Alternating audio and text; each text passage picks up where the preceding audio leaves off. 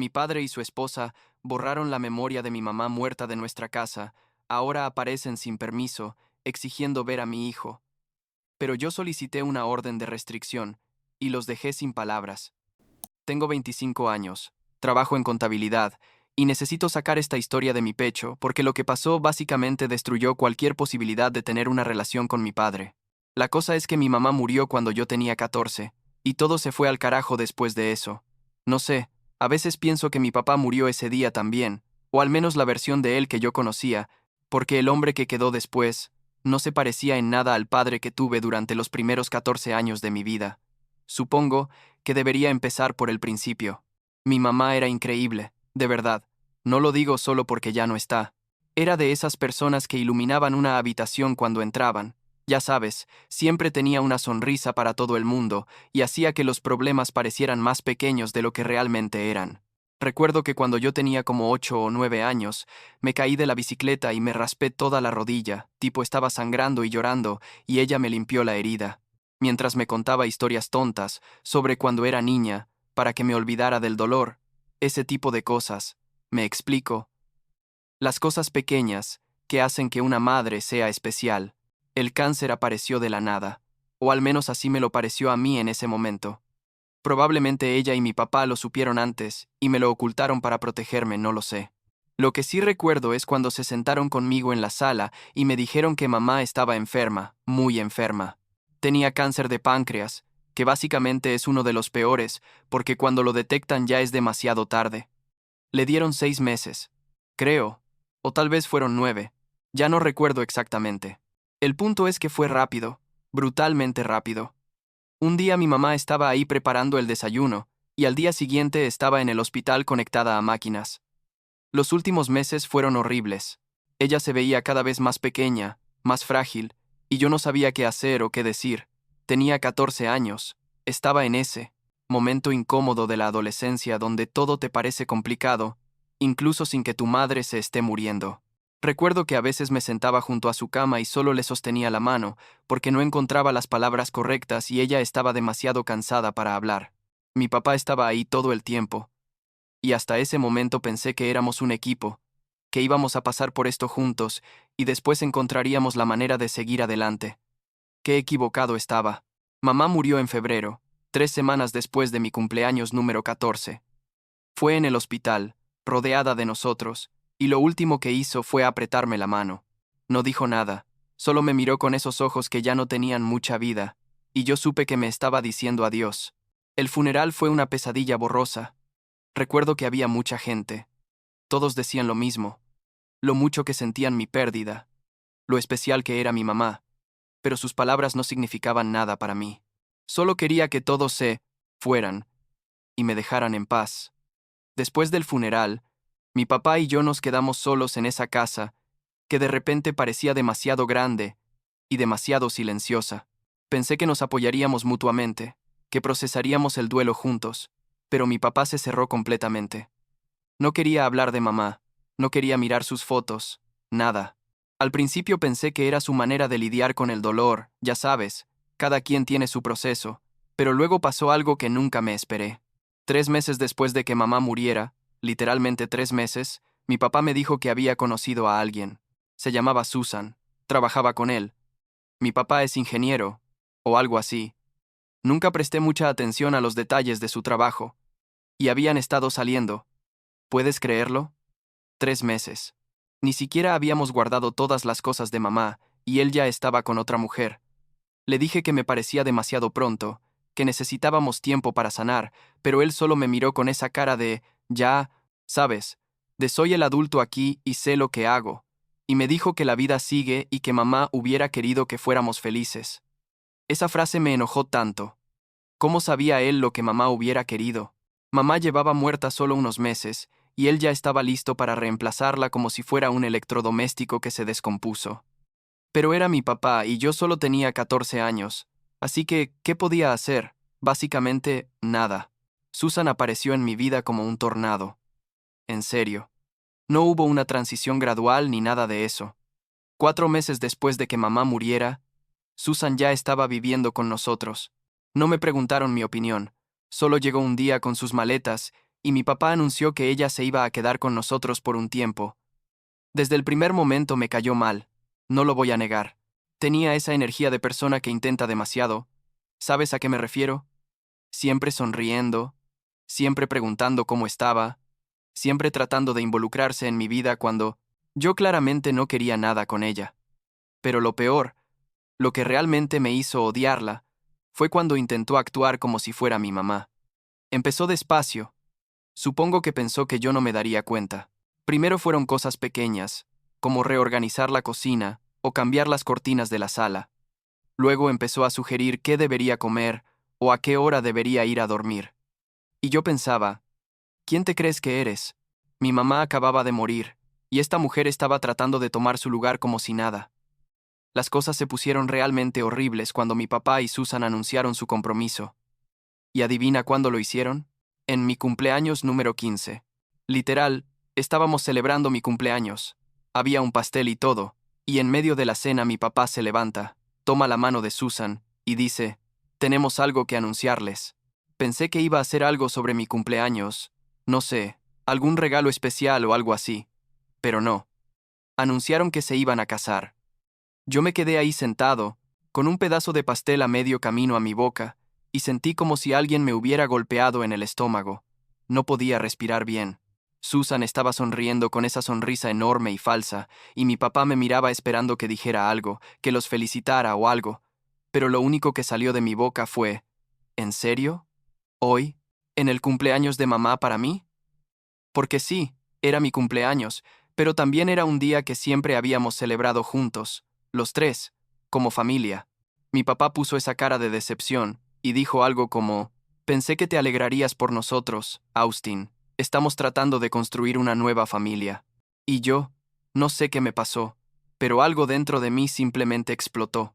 Me levanté, agarré el pastel de cumpleaños, ese pastel que Susan había hecho porque por supuesto que ella lo había hecho, probablemente para marcar territorio o algo así, y lo tiré al suelo. El pastel se estrelló contra las baldosas de la cocina y se desparramó por todos lados, y recuerdo que había un silencio absoluto. Susan se veía horrorizada, mi papá estaba rojo de la ira, y yo solo dije, «Felicidades», y salí de la casa dando un portazo. No volví a casa por 3 días.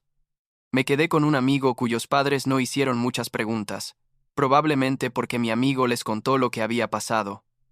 Mi papá me llamó como 1000 veces, pero yo no contesté. Finalmente tuve que volver porque, bueno, tenía 15 años y no tenía muchas opciones. Cuando llegué, mi papá me estaba esperando en la sala con esa cara de, «Voy a darte el sermón de tu vida». Pero antes de que pudiera decir algo, noté que algo estaba diferente en la casa. Las fotos de mi mamá habían desaparecido. Todas. Las que estaban en la repisa de la chimenea, las que estaban en el pasillo, la grande que estaba en la sala, todas. También habían quitado las cosas de mamá que estaban por toda la casa, tipo sus libros, sus plantas, esas pequeñas decoraciones que ella había puesto. La casa se veía completamente diferente, como si mi mamá nunca hubiera existido. Sentí que me iba a desmayar. Le pregunté a mi papá qué había pasado con las cosas de mamá, y él, con esa voz calmada y controlada que usaba cuando quería parecer razonable, me dijo que habían decidido guardar todo en el ático porque era hora de seguir adelante, y que ver las cosas de mamá todo el tiempo nos estaba impidiendo sanar. Yo le grité, «Susan ni siquiera la conoció. No tiene derecho a decidir qué hacer con sus cosas», y él solo respondió, que esta también era la casa de Susan ahora, y que ella tenía tanto derecho como yo a sentirse cómoda en su propio hogar. Su propio hogar. Como si mi mamá no hubiera vivido ahí por años. Como si cada esquina de esa casa no estuviera llena de recuerdos de ella.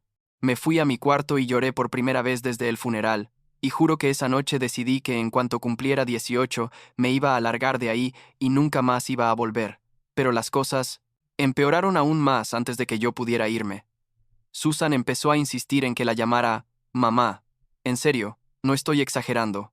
Cada vez que yo le hablaba y decía, «Susan», ella me corregía con esa voz dulce y empalagosa que tanto odiaba y decía, «Puedes llamarme mamá, cariño».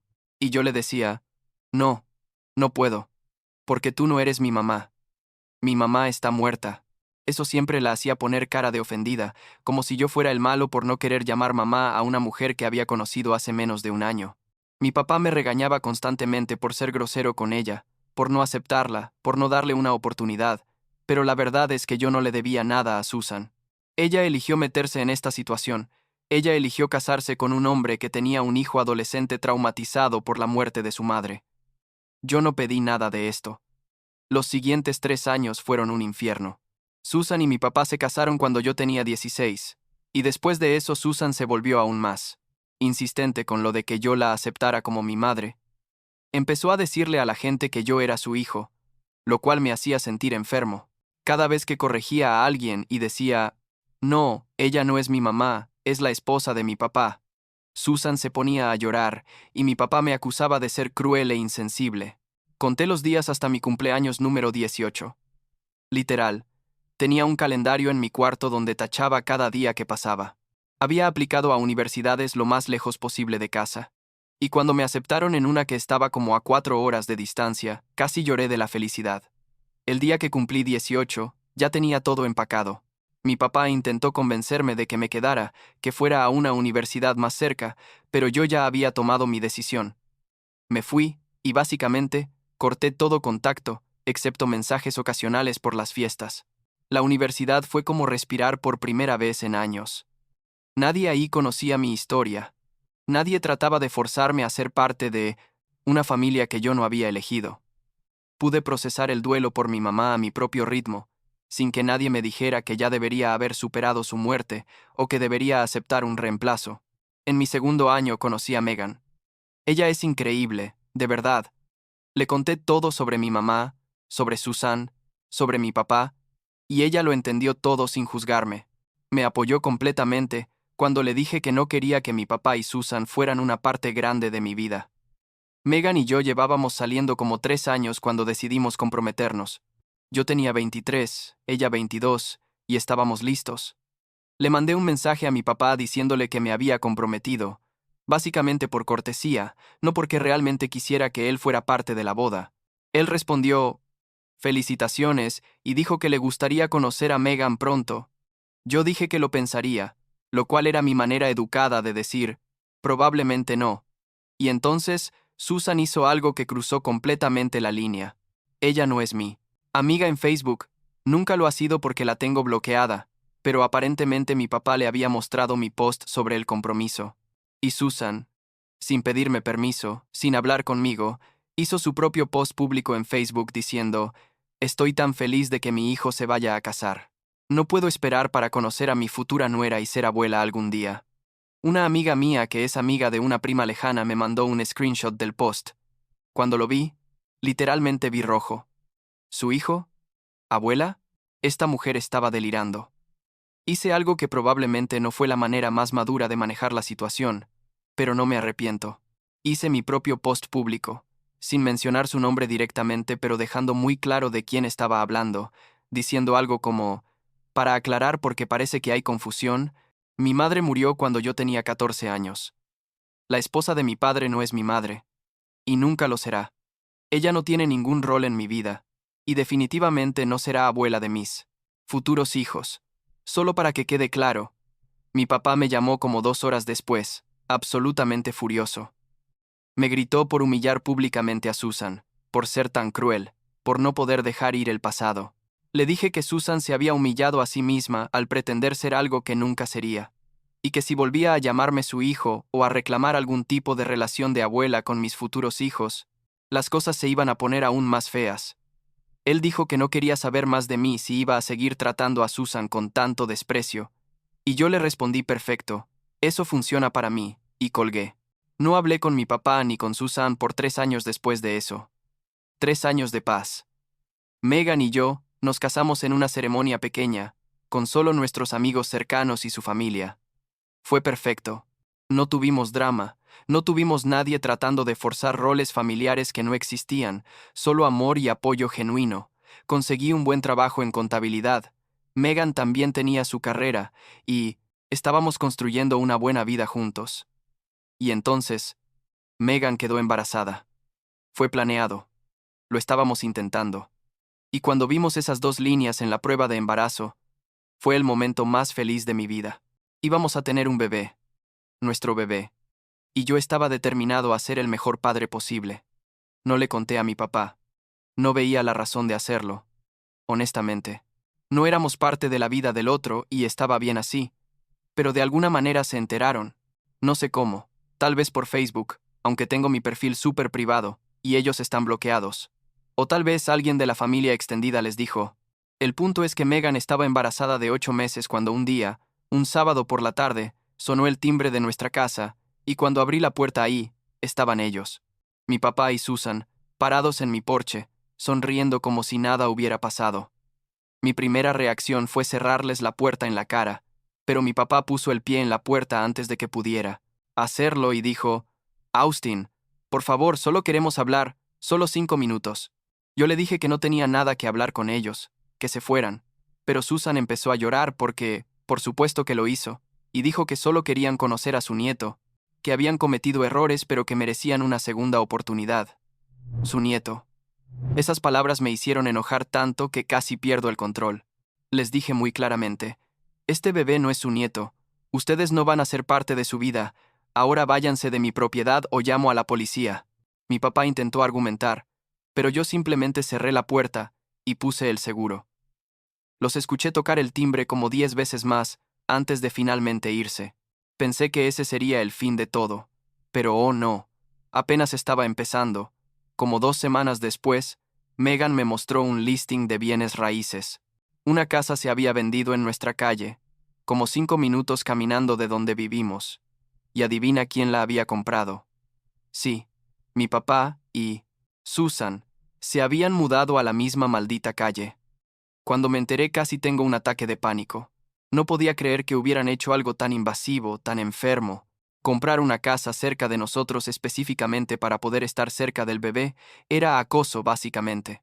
Le mandé un mensaje a mi papá diciéndole que lo que habían hecho era inaceptable, y que si pensaban que mudarse cerca nos iba a obligar a tener una relación con ellos, estaban completamente equivocados. Él respondió con un mensaje largo sobre cómo solo querían estar cerca de su familia, cómo habían reflexionado sobre sus errores del pasado y querían enmendarlos, bla, bla, bla, pero nunca, ni una sola vez, se disculpó por haber borrado a mi mamá de mi vida. Nunca reconoció lo que Susan había hecho al tratar de reemplazarla. Solo querían que yo olvidara todo y los dejara ser abuelos, como si tuvieran algún derecho automático a ese rol. Las cosas empeoraron aún más. Susan empezó a postear en Facebook fotos mías de cuando era niño. Fotos que no sé ni cómo tiene, probablemente las copió, cuando vivíamos juntos. Con captions como, mi hijo cuando era pequeño. No puedo esperar para ver a mi nieto. Cada post me hacía hervir la sangre.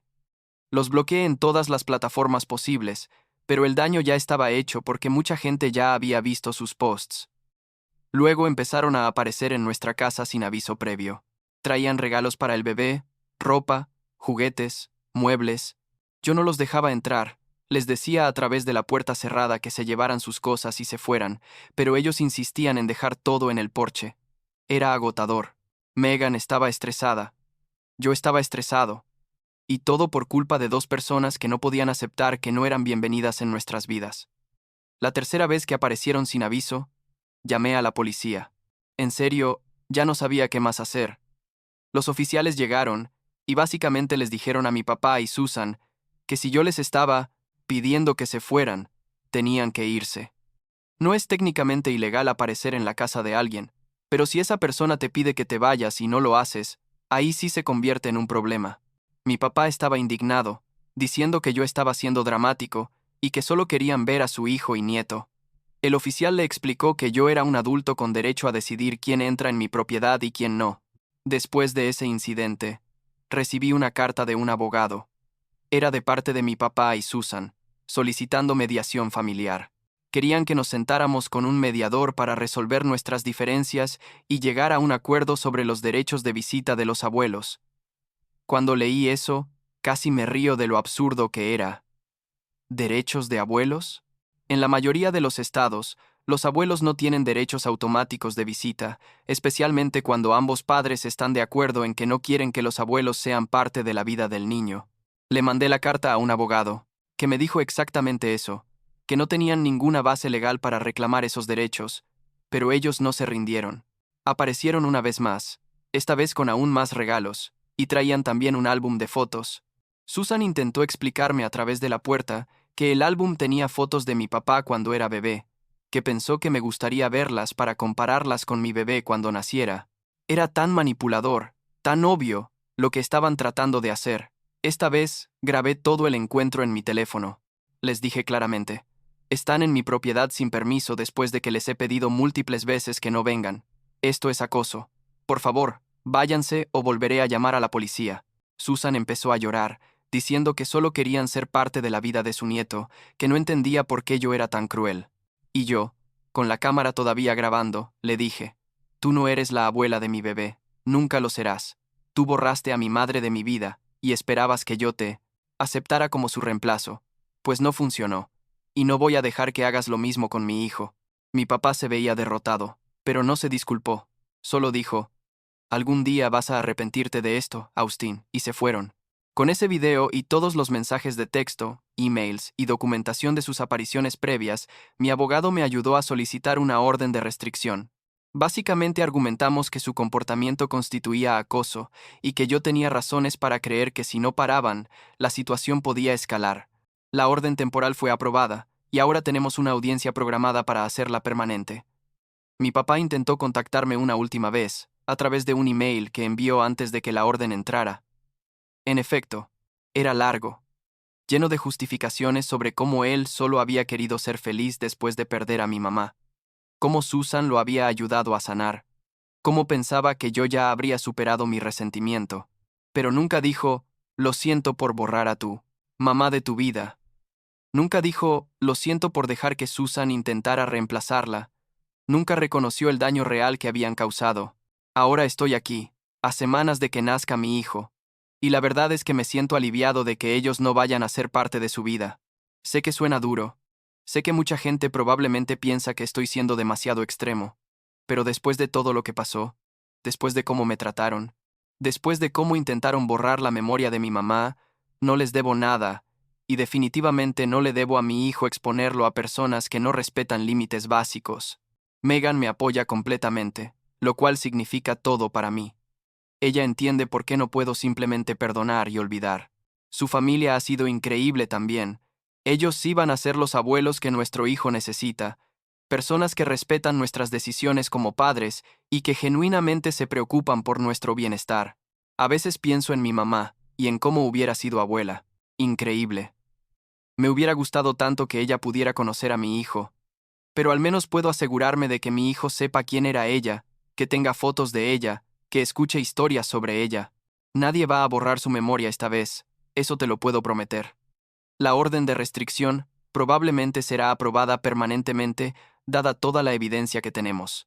Mi papá y Susan tendrán que mantenerse alejados. No pueden contactarnos ni aparecer en nuestra propiedad.